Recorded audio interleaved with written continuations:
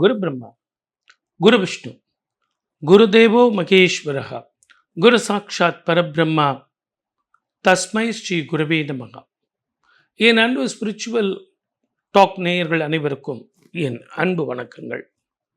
ராஜ யோகம் தரும் குரு பெயர்ச்சி இது எப்படி இருக்கும்?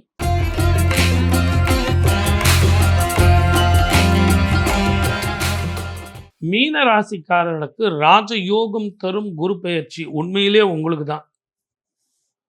ஏன்னா 12 ராசியில உச்சம் பெறக்கூடிய குரு அவருடைய வீட்டை அவரே பார்க்க போறார். 5ஆம் வீட்டில இருந்து 9ஆம் பார்வையா தன்னுடைய வீட்டை தானே பார்க்கிறார். இந்த மாதிரி 12 வருஷத்துக்கு ஒரு முறை தான். குரு பார்த்தாலே கோடி நன்மை கிடைக்கும். எல்லா ஜோதிடரும் என்ன சொல்லுவாங்க? குரு பார்த்தா வீடு கிடைக்கும், வாகனங்கள் வாங்கலாம், திருமண வாழ்க்கை நடக்கும், குழந்தை பாக்கியம் கிடைக்கும், சுபம் நடக்கும், சிற சொத்துக்கள் சேரும், ப்ரமோஷன் கிடைக்கும், நல்ல வேலைக்கு போகலாம், நல்லா படிக்கலாம், இல்லைங்களா? இப்படி சொல்லிட்டு போவாங்க. அதில் உச்சம் பெற்ற குரு பார்த்தாருன்னா அப்போ படிக்கும்போது டபுள் ப்ரமோஷன் வரும், வேலைக்கு போனால் ப்ரமோஷன் வித் இடமாற்றம் வரும், திருமணம் ஆன உடனே குழந்தை பாக்கியம் கிடைக்கும், குழந்தை பாக்கியம்னா ரெட்டை குழந்தை கிடைக்கும். இப்படி நிறைய சுபபலன் சொல்லிட்டு போகலாம். அந்த மீனராசி நேயர்களுக்கு ஒன்றே ஒன்று தான். சனியும் செவ்வாயும் ஒரு வீட்டில் இருக்காங்க. நேரத்துக்கு சாப்பிட விட மாட்டான், நேரத்துக்கு தூங்க விட மாட்டான். ஜென்மத்தில் சனீஸ்வரர் இருக்கார். ஆகவே முடிஞ்ச வரைக்கும் அடுத்தவங்களுடைய வேலையிலையும் அடுத்தவங்களுக்கு ப்ராமிஸ் பண்ணுறதும் வேண்டாம். உங்கள் வேலை என்னவோ அதை வண்டி பாரு. உங்களுக்கு எந்த கோவிலுக்கு போகணும் அப்படின்னா ஆலங்குடி அப்படிங்கிற ஆபத் சகாயேஸ்வரரை போய் வழிபட்டுவாங்க. பசும் சாணம் இருக்குது இல்லைங்களா, அதில் உருண்டை பண்ணி நடுவில் குழி போட்டு நெய் போட்டு தீபம், அதுக்கு பேர் ஸ்வர்ண தீபம்னு பேர். தங்கத்தில் விளக்கு போடுனா இப்போ போட முடியுமா? ஒரு சவரமே 1,10,000 15,000 வரைக்கும் போகுது. அதனால் அதெல்லாம் வேலைக்கு ஆகாது. இருந்தாலும் எளிமையாக ஆன்மீகத்தில் சொல்லப்பட்டது என்னென்னா பட்டாட்டோபம் கிடையாது, அதுதான் ஆன்மீகம்.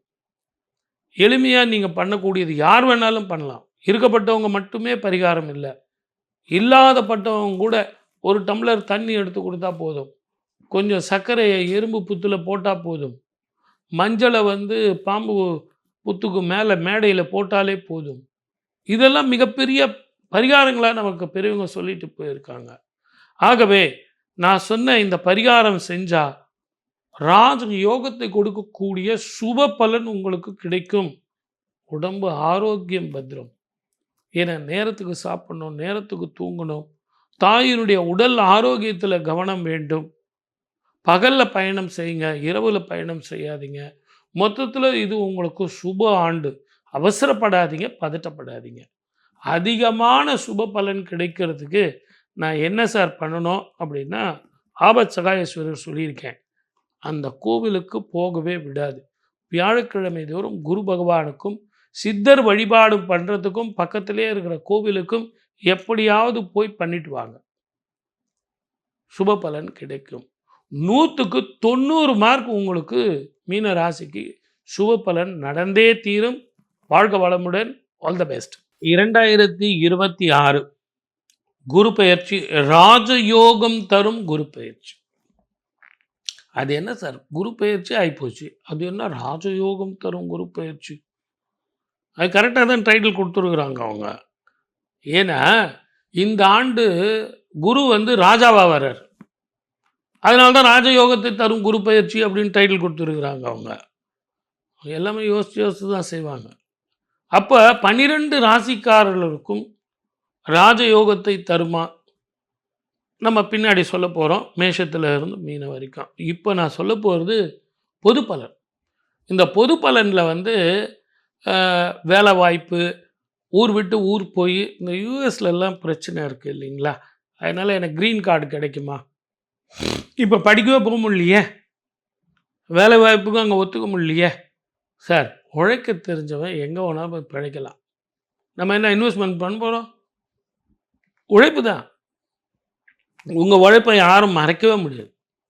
அது எந்த நாடாக இருந்தாலும் இந்தியர்கள், தமிழ்நாடு, தமிழர்கள் அப்படின்னு சொன்னால் கண்டிப்பாக உங்களை கூப்பிட்டு தான் தீரணும். புத்திசாலிகள். அதை விட ரொம்ப முக்கியம்,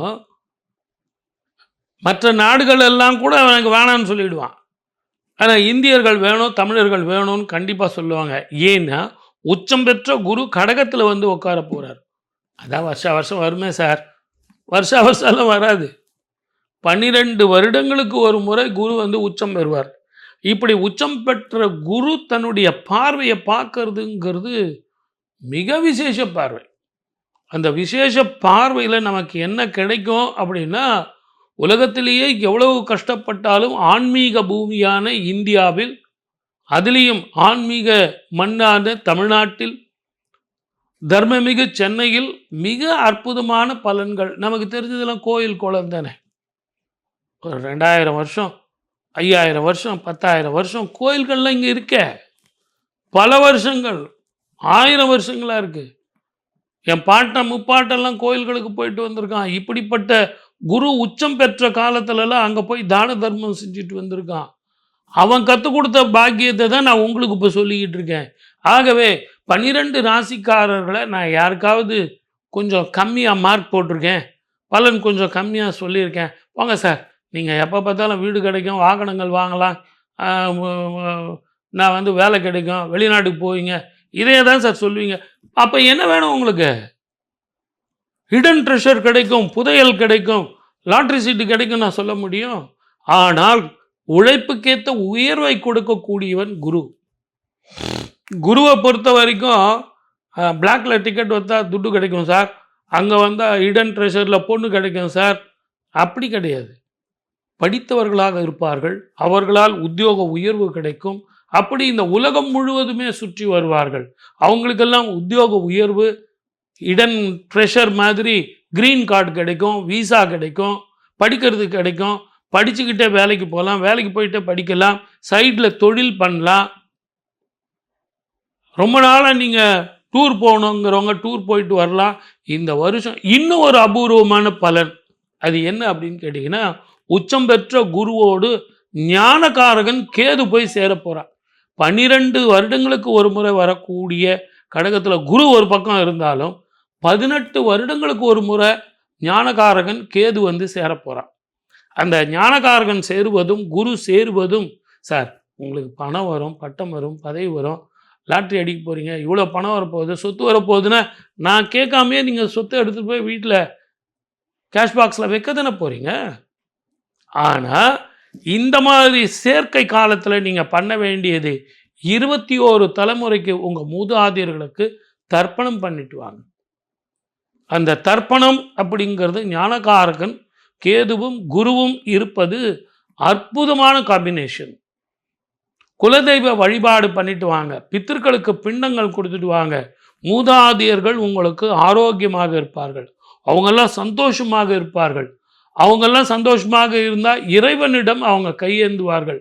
என் பேரன், என் பிள்ளை, என் மக, என்னுடைய பேரன், என்னுடைய பேத்தி, அவனுக்கெல்லாம் கிரகதோஷம் இல்லாமல் நல்லா இருக்கணும், ஆரோக்கியமாக வாழணும் அப்படின்னு இறைவனிடம் அவங்க கையேந்துவாங்க. நாமளும் இறைவனிடத்தில் கையேந்துவோம். அப்போ 2 பேரும் சேர்ந்து கை தட்டினா மிகப்பெரிய சத்தமாக இருக்கும். அதுதான் குலதெய்வ வழிபாடு, பித்திருக்களுக்கு பிண்டம் கொடுக்கிறது. ஆகவே என் அன்பு நேயர்களே, இந்த வருஷம் மிக அற்புதமான சாஸ்திர ரீதியான ரகசியமான வருஷம். ஆகவே 12 ராசிக்காரர்களுக்கு செல்வம் வரப்போகுது. இந்த செல்வத்தை விட மிகப்பெரிய செல்வம் நம்ம மூதாதையர்களுடைய அருட்செல்வம். மூதாதையருடைய அருளும், தேவனது அருளும், கையில் பணமும் ஆரோக்கியமும் கிட்டும். அப்படின்னா இதை விட ஒரு அற்புதமான ராஜயோகத்தை தரக்கூடிய குரு பெயர்ச்சி இருக்கா? அப்போ இவங்க டைட்டில் கொடுத்துருக்கிறது கரெக்ட் தானே? ராஜயோகம் தரும் குரு பெயர்ச்சி, சரியான டைட்டில். அந்த சரியான டைட்டிலுக்கு தகுந்த மாதிரி தானங்களும் தர்மங்களும் பித்திருக்களுக்கு பிண்டங்களும் கொடுத்துட்டு வந்தா நிச்சயமாக நாம் எதிர்பார்த்த பலன் வந்தே தீரும். உங்கள் ஜாதகத்தில் எப்படி இருந்தாலும் அதை பற்றிலாம் நீங்கள் கவலைப்பட வேண்டாம். வாழ்க வளமுடன். All the best. இதை விட இப்படி ஒரு நல்ல ஆப்பர்ச்சுனிட்டியை கொடுத்த உங்கள் அனைவருக்கும் என்னுடைய நன்றி கலந்த வணக்கம். மீண்டும் அடுத்த நிகழ்ச்சியில் சந்திக்கிறேன். சர்வே ஜனா சுகினோ பவந்து.